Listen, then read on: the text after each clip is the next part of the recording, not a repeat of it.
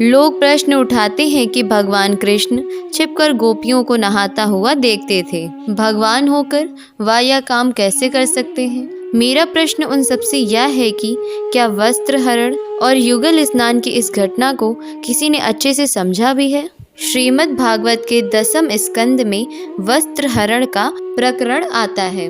भगवान का हर कार्य दिव्य होता है और इसे समझने के लिए दृष्टि चाहिए। श्री कृष्ण ने अपने बाल स्वरूप में जितनी भी लीलाएं की, उसका उद्देश्य हमेशा समाज के हित में ही रहा है। इस बात को समझने के लिए भगवान में आस्था और सद्बुद्धि आवश्यक है। दोस्तों, आज के इस वीडियो में भगवान की इस लीला के पीछे का मर्म समझाने के लिए है। आप सबसे यह प्रार्थना है कि वीडियो को लाइक करें और हमारे चैनल को सब्सक्राइब करना ना भूलें और कमेंट बॉक्स में जय श्री कृष्ण लिखकर परमात्मा को अपना आभार व्यक्त जरूर करें। दोस्तों, श्री कृष्ण श्री हरि विष्णु के 8वें अवतार थे। वह विष्णु जिन्हें त्रिगुणादित कहा जाता है। ब्रह्मा विष्णु महेश में विष्णु ही त्रिगुणादित हैं। त्रिगुणादित का अर्थ है जो काम, क्रोध एवं निद्रा पर विजय प्राप्त कर लिया हो। ऐसे में विष्णु भगवान जब श्री कृष्ण के रूप में मथुरा में देवकी और वासुदेव के पुत्र के रूप में प्रकट हुए तो वह 16 कलाएं एवं 64 गुणों से संपन्न थे। शास्त्रों में यह उल्लेख मिलता है कि वस्त्र हरण और स्नान करने की यह घटना तब घटी थी जब श्री कृष्ण की उम्र मात्र 6 वर्ष की थी।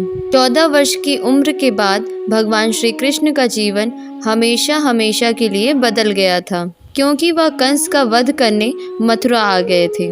क्या हरण लीला के समय श्री कृष्ण बहुत ही छोटे थे? श्री कृष्ण की उस समय की आयु का अंदाजा इस बात से भी लगाया जा सकता है कि सबसे बड़ी गोपी 10 बरस की थी।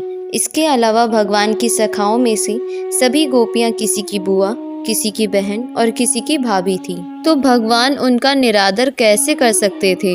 हेमंत ऋतु में कात्यायनी देवी की पूजा का विधान था। माना जाता है कि वृंदावन की सभी कुमारियां यमुना की एक विशेष जगह पर निर्वस्त्र स्नान करती थी। स्नान के बाद पास के मंदिर में माता की पूजा कर उत्तम वर की कामना करती थी। भगवान जानते थे कि गोपियां ऐसी परंपरा को निभाती हैं जो कि अनुचित है और इसे समाप्त करना जरूरी है। तब श्री कृष्ण उनके वस्त्र उठाकर कदम के वृक्ष पर बैठ जाते हैं, जो कि यमुना नदी के किनारे पर था।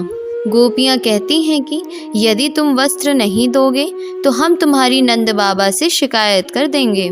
श्री कृष्ण कहते हैं ठीक है, परंतु जब गोपियों ने अपने सम्मान की रक्षा के लिए वस्त्र देने का आग्रह किया तब श्री कृष्ण मान गए। उन्होंने गोपियों से कहा कि जल के देवता वरुण हैं और आपने नग्न स्नान करके उनका अपमान किया है, अतः तुम सभी वरुण देव से क्षमा मांगो। गोपियां वरुण देव से अपने इस अपराध के लिए क्षमा मांगती हैं और श्री कृष्ण से वस्त्र देने को कहती हैं। भगवान उनके वस्त्र लौटा देते हैं। इस घटना को भक्ति काल के कवियों ने प्रेम और काम लीला में बदल दिया।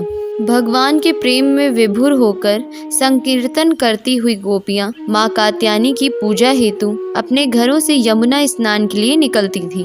इसी भाव समाधि की अवस्था में वे यमुना में प्रवेश करती थी।